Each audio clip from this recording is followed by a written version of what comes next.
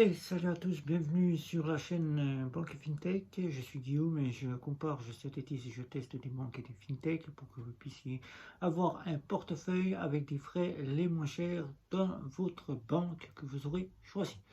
Donc dans cette vidéo, nous allons donc voir comment bien gérer son compte néobancaire afin de ne pas être bloqué, être clôturé et pouvoir y mettre son argent sans avoir aucun souci auprès de la néobanque Revolut, puisque ce sont Revolut et N26 qui bloquent le plus souvent les comptes bancaires. Et aujourd'hui, nous allons donc voir d'abord avec Revolut et N26 comment bien le gérer. Voilà, je le répète encore une fois pour le domaine de la vidéo que je vous fais aujourd'hui. Alors, donc, première fois que vous ouvrez un compte, la première fois que vous ouvrez un compte, vous n'êtes pas tellement habitué d'ouvrir des comptes, puisqu'en banque traditionnelle classique et en banque en ligne, on donne des justificatifs, on ouvre son compte et après on y dépose ses revenus, puisqu'on est obligé de déposer ses revenus sur les comptes des banques classiques ou des domaines des banques en ligne, même si les banques en ligne ne nous imposent pas de les déposer. Mais là, on n'a pas de choix de le faire afin de pouvoir justifier qu'on dépose de l'argent sur le compte. Là, dans le domaine des fintech et des néobanques, vous n'êtes pas obligé de déposer de l'argent, vous pouvez l'utiliser de deux manières. Soit en compte principal, soit en compte secondaire. C'est la première chose qu'il faut déjà regarder. Est-ce que je vais en faire un compte secondaire pour tout ce qui est du domaine argent pour le quotidien ou pour les voyages? Est-ce que je vais en faire mon compte principal puisque je quitte le domaine des banques classiques et des banques en ligne? Je ne souhaite plus être dans une banque, puisqu'il faut savoir que même si vous êtes interdit bancaire, le droit au compte existe. Il suffit de le demander auprès de la Banque de France qui est obligée de vous remettre le droit au compte. Si ce n'est pas le cas, qu'elle vous refuse, eh bien là, vous n'êtes obligé d'aller dans les fintech et les néobanques, mais généralement, elle vous donne le droit au compte auquel vous avez un compte dans une banque, peut-être celle que vous avez déjà été, ou peut-être une autre banque, et là, vous avez un compte de base qu'on appelle le compte électron, le compte de base qu'on remet aux personnes faibles revenus, aux personnes qui sont à problème avec les comptes bancaires, et qui ont simplement une carte à autorisation systématique, appelée Electron ou Maestro. Là, avec Revolut, c'est très simple, il suffit simplement de savoir ce qu'on va faire de son compte bancaire. Un compte secondaire, un compte principal. Si c'est le compte principal qu'on juge vouloir faire de celui-ci, il va falloir déjà justifier de ce qu'on va mettre sur le compte. Réfléchir, est-ce que c'est beaucoup d'argent? Est-ce que c'est son prestation sociale, son prestation d'un Pôle emploi ou encore ses revenus, c'est-à-dire son salaire. Il faut réfléchir à tout cela. Tant que c'est d'ordre du domaine de prestations sociales ou de prestations Pôle emploi, il n'y a donc aucun souci. La FinTech, que vous soyez chez N26 ou Revolut, sont déjà d'ores et au courant que vous allez déposer ces revenus. Elle peut généralement, si la prestation sociale ou la prestation de Pôle emploi n'a pas été d'ordre versé et au bon versement, vous demandez de justifier quelle est cette entrée d'argent. Mais ce n'est pas le cas, elle ne vous en demandera jamais puisqu'elle est déjà d'ores et déjà au courant de ce qui arrivera sur votre compte. Votre salaire, c'est un petit peu plus difficile. Votre patron peut très bien verser votre argent sans avoir mis le bon intitulé. Là, ça peut arriver que votre salaire soit bloqué. Avant d'ouvrir votre compte, si c'est cela pour votre salaire, il faut déjà justifier auprès de la néobanque, Revolut ou N26 en envoyant un justificatif de votre salaire, c'est-à-dire un salaire, un bulletin de paye ou encore une copie, la copie de votre contrat de travail qui justifie que vous allez toucher de l'argent chaque mois de votre employeur. Si la fameuse fintech néobancaire Revolut et N26 vous confirme qu'elle n'a donc pas besoin de ce justificatif, mais que si au cas où elle devrait demander un justificatif, elle vous en ferait part, vous n'êtes pas obligé, mais vous avez quand même justifié. Attendez de voir si votre salaire passe, et si votre salaire passe, il n'y a donc aucun souci. Votre salaire ne doit pas dépasser normalement, d'après Revolut et M26, d'après ce que nous avons obtenu, 2000 euros. À partir de 2000 euros, il faut justifier d'où proviennent les fonds. Là, ça commence à être la justification, puisque les fintechs ont un plafond bien défini où les versements doivent être posés sur votre compte. C'est généralement pour M26 les versements 999 euros. Vous n'avez pas le droit d'aller plus loin de dépôt d'argent. Mais au-delà, vous pouvez mettre 1000 euros, vous pouvez mettre 1000, 2000, mais vous devrez tôt ou tard justifier de la provenance des fonds. C'est ce que nous a informé les agents de N26 et de Revolut. Nous n'en savons pas plus. Nous avons les conditions qui sont inscrites sur les sites internet de chez Revolut et de chez N26. Vous pouvez les consulter aussi. Et ils ont un plafond qu'il ne faut pas dépasser de virement. Voilà, comme toutes les banques. Certaines sont illimitées, d'autres ne le sont pas. Voilà. Ensuite, vous faites un compte secondaire, c'est ce que vous allez déposer si vous ne l'utilisez que pour du paiement au quotidien et pour vos voyages. Ne pas déposer de certaines grosses sommes. Là, ça va être la fintech qui va commencer à chercher ses investigations pour savoir d'où proviennent les fonds. C'est-à-dire le côté sécuritaire, l'algorithme va commencer à s'affoler et tous les fonds que vous mettrez, les plus grosses sommes, seront considérés comme étant un paiement qui ne provient pas et qui n'est pas justifié. Et là, il faudra bien faire très attention à ce que vous versez comme argent. Tant que c'est des petites sommes pour faire votre quotidien, 100, 200, 300, 500 euros, et que ça ne dépasse pas, comme je vous ai dit, les 2000 euros, là, vous n'aurez aucun souci. Sans souci, mettre de l'argent sur votre compte. J'ai déjà entendu autour de moi, et j'ai même avec la compagnie qui s'occupe de la chaîne, entendu que certaines personnes avaient déposé de grosses sommes, 3000 à 4000 euros, sans jamais avoir de soucis. Bien pour eux, tant que la fintech, tant que la sécurité de la fintech n'a pas été alertée, n'a pas pris regard sur votre compte, tout s'est très bien passé pour vous. Mais la haute autorité qui surveille votre compte, le côté de la fintech, eux sont toujours en fonction pour regarder ce que vous faites avec votre compte.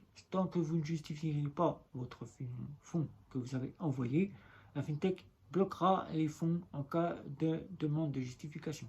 Ça peut prendre un certain temps, 6 mois, 1 an, et après votre compte est clôturé. Si vous ne répondez pas à la convocation, c'est-à-dire la demande de justification, c'est clôturé.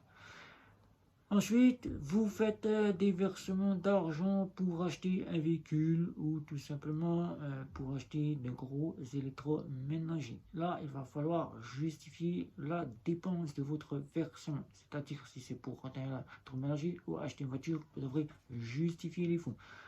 Toute demande de crédit, si vous faites une demande de crédit à un service de crédit et qu'il doit verser de l'argent sur votre compte de fintech, la demande de crédit devra donc vous fournir un justificatif que vous devrez remettre à la fintech. Là, c'est comme cela, vous devrez à Revolut et à N26 justifier l'arrivée de ces fonds. Vous avez vendu un bien ou un véhicule ou du matériel et vous devez faire revenir l'argent sur votre compte. Vous devrez donc justifier la provenance de ces fonds. Tout l'argent provient et de qui elle provient. Voilà. Une famille, vous recevez un héritage ou une famille vous envoie de l'argent, ils devront justifier d'où proviennent les fonds. La copie d'identité avec un justificatif justifiant que la personne, votre famille, un bénéficiaire qui vous envoie une grosse somme d'argent, le fait pour telle ou telle raison. Vous devrez l'envoyer à la fintech et justifier à N26 et Revolut. Vous avez du moins à faire cela avant que l'argent n'arrive sur votre compte afin de ne pas voir votre compte bloqué. Vous changez vos coordonnées bancaires, je dis vos coordonnées numéro de téléphone ou encore email ou encore d'adresse, vous devrez justifier à la fintech avant même de recevoir votre nouvel numéro de téléphone. Et même si vous avez votre nouvel numéro de téléphone, faites-le et tout de suite avant de vous voir bloqué. Si vous changez de téléphone, laissez la puce dans votre ancien téléphone, justifiez de votre nouveau téléphone et remettez la puce dans le nouveau téléphone. Là, il n'y aura donc aucun souci. Vous pourrez donc partir serein avec N26 et Revolut. Voilà. Donc, il n'y aura donc pas de souci si vous faites tout ce dont on vous a parlé dans cette petite vidéo. Surtout, ne pas ouvrir des comptes pour y déposer des grosses sommes d'argent. C'est la seule chose qu'il ne faut pas effectuer afin de ne pas voir votre compte bloqué. Voilà. Justifiez, même si c'est votre salaire, justifiez, et tout se passera à merveille. Les virements bancaires, là vous faites des virements bancaires à des bénéficiaires, vous faites des virements bancaires entre vos comptes bancaires, n'en faites pas de gros virements, ne faites pas des gros virements, c'est-à-dire beaucoup de virements, n'en faites pas des tonnes et des tonnes afin de pouvoir bloquer votre compte. Là, la sécurité de la FinTech N26 et de Revolut n'aime pas qu'on fasse de gros virements, c'est-à-dire envoyer des sommes tous les jours, toutes les semaines. Non, faites pas. Faites au moins 1 ou 2 virements par semaine et là, vous serez en totale sécurité. Votre compte ne verra aucun souci. Recevoir de l'argent, ne faites pas tant que vous avez un plafond. Respectez les plafonds d'entrée d'argent, respectez le plafond de virement. Là, il n'y aura aucun souci. Ensuite, les paiements, faites très attention. Là aussi, vous pouvez vous faire bloquer vos comptes si vous avez reçu des paiements frauduleux et que vous avez accepté ces paiements frauduleux. Regardez toujours les sites internet auxquels vous payez. Payez toujours avec des cartes virtuelles si vous avez le choix, comme chez Revolut et N26. Payez par carte virtuelle, vous serez en totale sécurité. Si c'est une carte virtuelle qui demande pas le changement de numéro, bloquez la carte une fois que vous avez payé avec votre carte virtuelle. Bloquez-la, il faut que le paiement est passé, vous bloquez votre carte et vous êtes en totale sécurité. Là, vous n'aurez aucun souci et votre compte ne sera pas bloqué. Vous recevez des emails. Là, tout de suite, vérifiez bien l'adresse d'où proviennent les emails de chez Revolut et de chez N26. Car souvent, c'est le cas, je me suis fait bloquer mon compte alors que vous n'avez pas fait très attention, vous avez cliqué sur un mauvais email, et là, boum, c'est le blocage de compte, le fraudeur a votre compte, ou bien N26 ou Revolut ont vu la supercherie et ont décidé de bloquer votre compte. Que faire en cas de blocage de compte? Tout simplement, c'est d'abord de voir avec N26 la raison, et Revolut aussi, de justifier s'il vous demande des justificatifs, ou sinon, après, c'est de voir s'il restait de l'argent sur votre compte. S'il restait de l'argent sur votre compte, c'est de voir avec la fameuse FinTech pour pouvoir récupérer les fameux fonds. Généralement, ils vous demanderont de fournir un RIB. Fournissez un RIB d'un compte d'une banque traditionnelle classique, d'une banque en ligne ou d'une nouvelle FinTech pour que vos fonds soient versés le plus rapidement sur votre compte. Ensuite, si ce n'est pas le cas et que la FinTech ne répond pas au blocage de compte, appelez directement la Banque de France. La Banque de France sera seule et en mesure de vous fournir les explications et les droits que vous avez pour pouvoir récupérer les fonds ou de pouvoir récupérer votre compte dans une FinTech. Là encore, demandez un RIB français. Généralement, c'est la FinTech qui doit décider si oui ou elle devrait vous fournir un RIB français si elle le propose. Chez Revolut, ce n'est pas le cas. Il faut attendre, c'est l'algorithme qui décide quand les RIB sont envoyés. Même si le RIB n'est pas français, il est quand même d'ores et mieux accepté qu'au début des années où Revolut a été créé.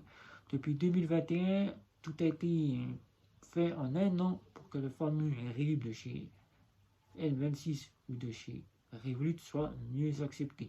Et depuis fin 2021, la plupart des créanciers, la plupart des banques, la plupart de tout domaine auquel vous devez fournir un RIB acceptent les RIB étrangers. Voilà. Ne vous attendez pas, pour ceux qui attendent le fameux RIB de chez Revolut, de l'avoir immédiatement. Revolut nous informe que le RIB sera bien donné à tous, mais c'est l'algorithme qui décide quand est-ce qu'il l'envoie. Voilà. Donc, même si vous êtes impatient d'avoir ce fameux RIB, le fameux RIB lituanien est accepté. Si ce n'est pas le cas, il faut tout de suite vous rendre sur le site internet du gouvernement et de signaler que le site où le commerçant vous a refusé votre RIB, et ensuite de faire part à Revolut et de voir avec le commerçant s'il n'y a pas une entente pour le faire accepter. Voilà. Donc si vous avez des questions à ce sujet-là, n'hésitez pas, c'est sous la vidéo. Maintenant, vous savez comment gérer votre compte Revolut et N26 sans blocage. Tout est expliqué dans cette vidéo. Je n'ai pas été au plus loin que nous pourrions vous en donner, puisque la vidéo durerait des heures et des heures. Mais nous avons donné les points principaux. Aujourd'hui, nous sommes chez Revolut en compte principal jusqu'au décembre 2022 pour tester sur un long terme cette fameuse FinTech. Nous sommes en compte principal en métal. Nous utilisons donc l'offre métal et nous savons donc bien gérer nos entrées d'argent et nos sorties d'argent. Donc sur ce, si vous avez des questions encore une fois à ce sujet-là, c'est sous la vidéo. N'hésitez pas à liker, partager, à nous retrouver sur les réseaux sociaux. N'oubliez pas les communautés de Twitter, Instagram et vous abonner surtout.